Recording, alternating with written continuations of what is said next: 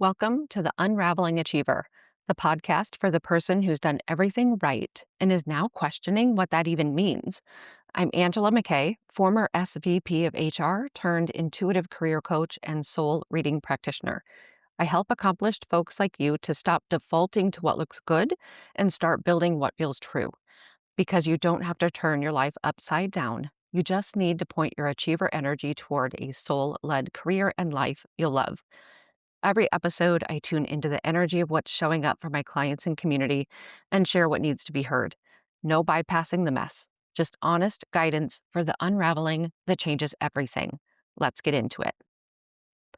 First, before I start, a quick note. I'm wanting to mix a new format into the podcast. For episode 26, I took a listener's question and did a reading in the episode. I really loved that format, both for the person who asked and for everyone listening. It taps into the collective energy in a way that reaches people. So I'm opening this up to you. If you have a question about your career, your life direction, your next steps, something related to purpose, perfectionism, authenticity, decision-making, fear, boundaries, or anything else tied to building a soul-led life and career, submit your question. Your name will never be shared. Only your question will be read on the show. You can find the submission form in the show notes, and please don't be shy about submitting a question. Even the act of typing it out and pressing submit is empowering. All right, on to today's episode. Today's episode is about being you in all you do. I know it's a little cutesy, but that's how it came through. Now, being you in all you do, that doesn't mean that you bring your full self everywhere, to every space, every interaction, every situation. You get to choose where you feel safe enough to be fully seen. That's discretion and wisdom. But this is about the places where you could show up authentically, and yet you're choosing to shrink, to hide, or to dim. Situations where, for whatever reason, you feel less than or not as good as. Those are the situations we're talking about today. Truth be told, you don't need to shrink. You can shine. You can also choose to be confidently still. But the point being, you get to choose. When I tuned into this topic, I asked, why are we shrinking or hiding or dimming? What is the reason? Why are we doing that? And what came through is this. It's an internal issue more than an external issue. What I mean, we tend to look at the circumstances around us, things that have been said to us, things that have happened to us, and we think, those are what dictate how I show up. Those are what cause me to shrink. But really, we have a choice in the matter. It's less about what's happening outside of you and more about how you process that inside of you.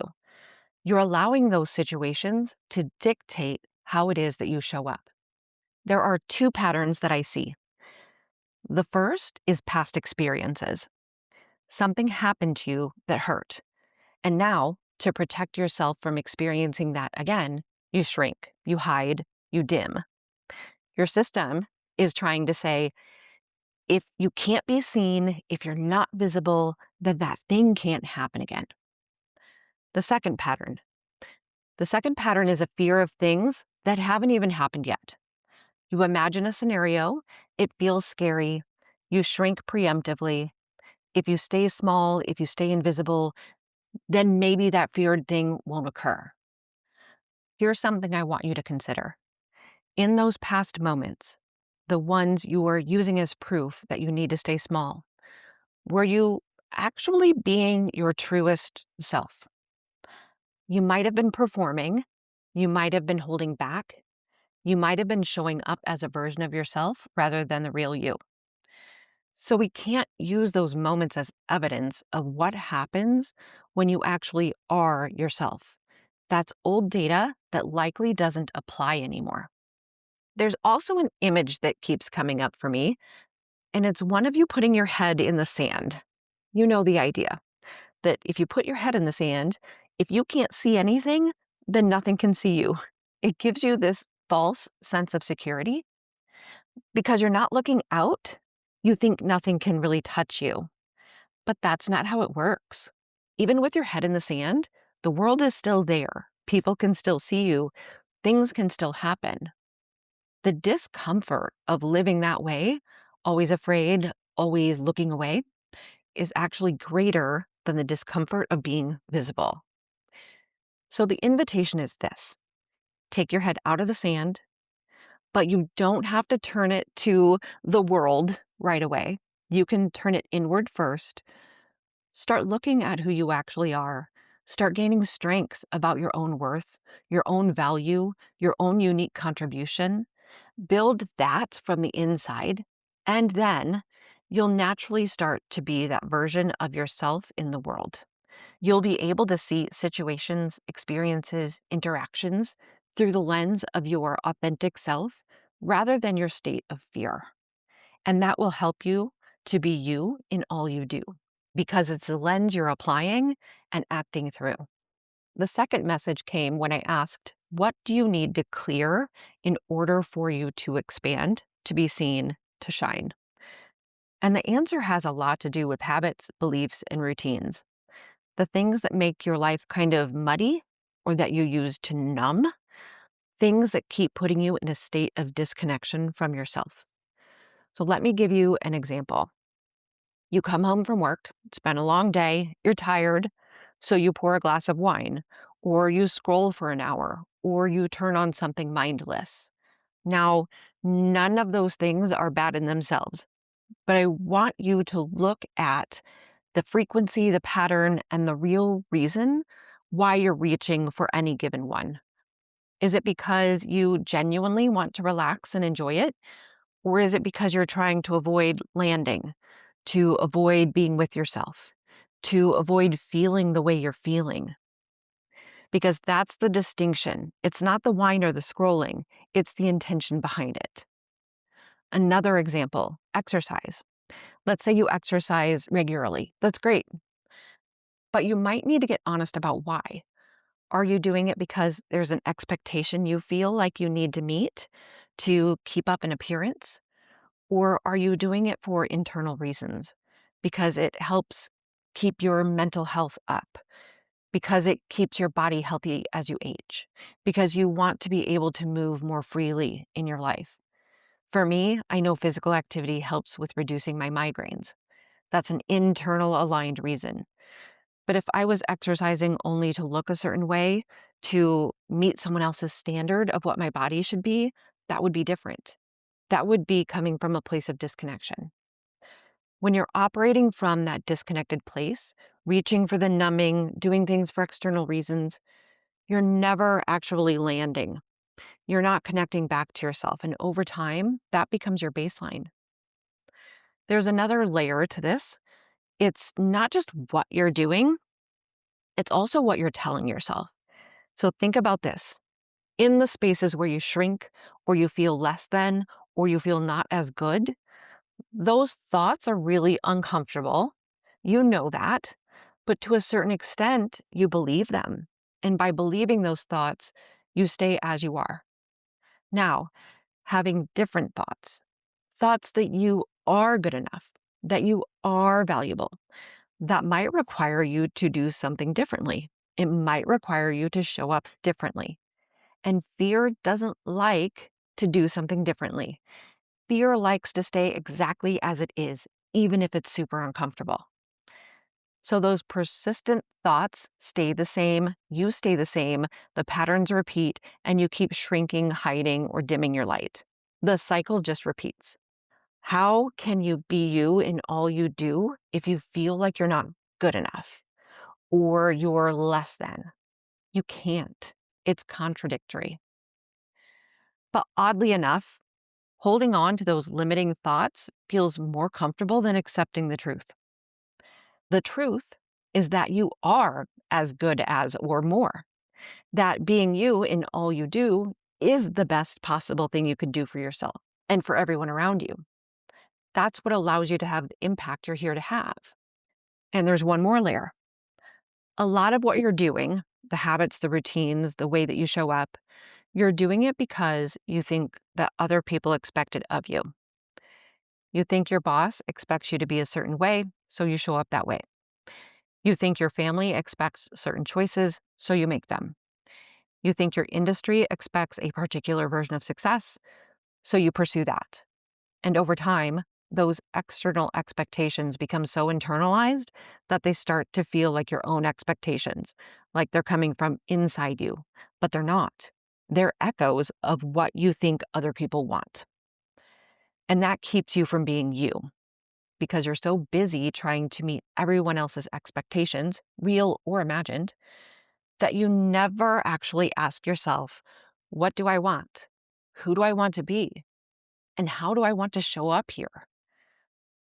This is a part of what needs to clear because you can't be you in all you do if you're too busy being who you think everyone else needs you to be. So in message 2, these are your interceptors.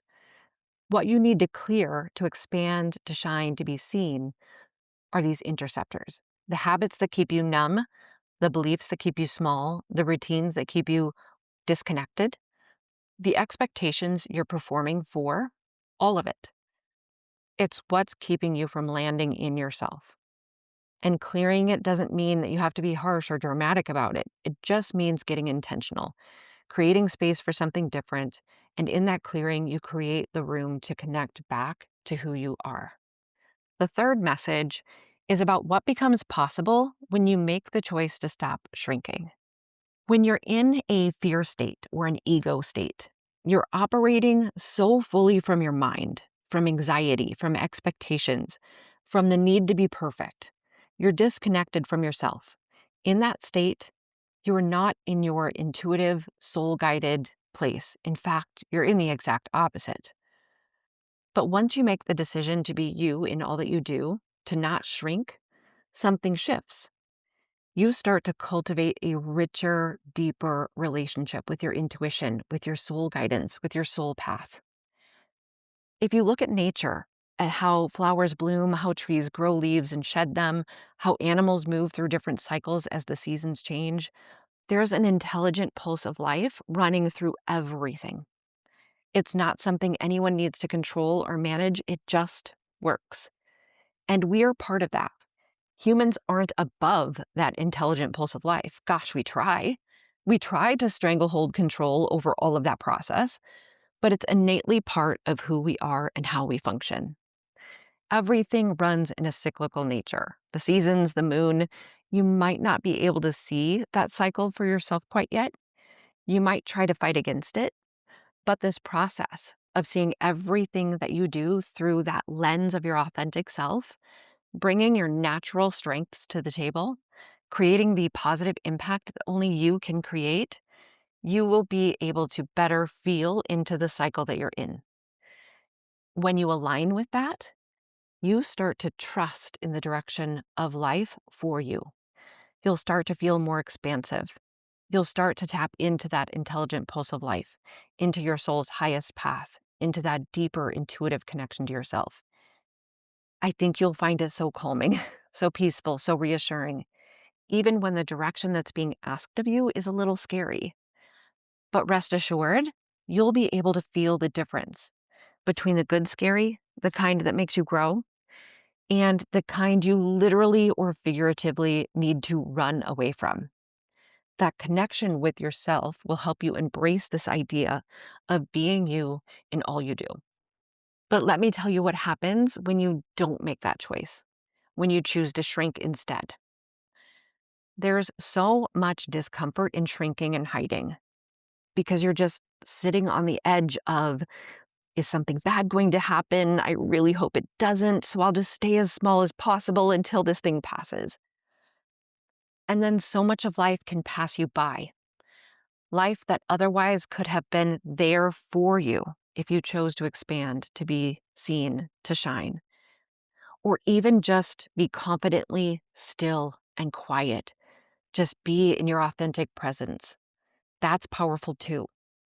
They're all honoring ways of being, but shrinking, that's not one of them.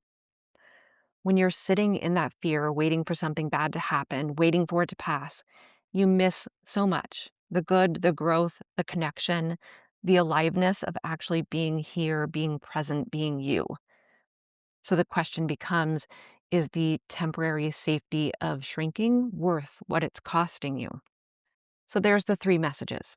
First, why are you shrinking? Because it feels safer, but it's an intentional choice, not something the circumstances are forcing on you. Your past experiences might not even be reliable evidence. So take your head out of the sand, turn inward first, build strength about who you are. Second, what needs to clear? The habits that numb you, the beliefs that keep you small, the routines that keep you disconnected from yourself, and the expectations you think other people have of you. Those are your interceptors. They're what's keeping you from landing in yourself, from processing your experiences, and determining what is true for you. Third, what opens when you finally do show up? A richer, deeper connection to your intuition, to your soul path, to that intelligent pulse of life that runs through everything. You start to trust the direction of your life. You feel more calm, peaceful, reassured, even when it's asking you to do something a little scary. And you realize that the discomfort of shrinking is actually so much greater than the discomfort of being seen. So the question here is, are you ready to stop shrinking and start being you in all that you do? To start looking at every interaction, every project, every experience through the lens of your authentic self. Before you go, another reminder of your opportunity to submit a question for the show. If you have a question that's been on your heart and mind about your career, your life direction, what's calling you forward, submit it. Again, the link is in the show notes. Your name stays private. Only your question gets read on the show. And if what you heard today resonated, I'd love to support you in going deeper. Soul Reading is a 75-minute one-on-one session where I open your Akashic records, which are like the library of you, and help you reconnect with what your soul already knows about your path, your purpose, and what's next. You can learn more and book at angelamckayllc.com/soul-reading. And if this episode landed for you, subscribe or follow so you don't miss what's coming next. New episodes drop on Wednesdays. Thanks for being here. And until next time, take care.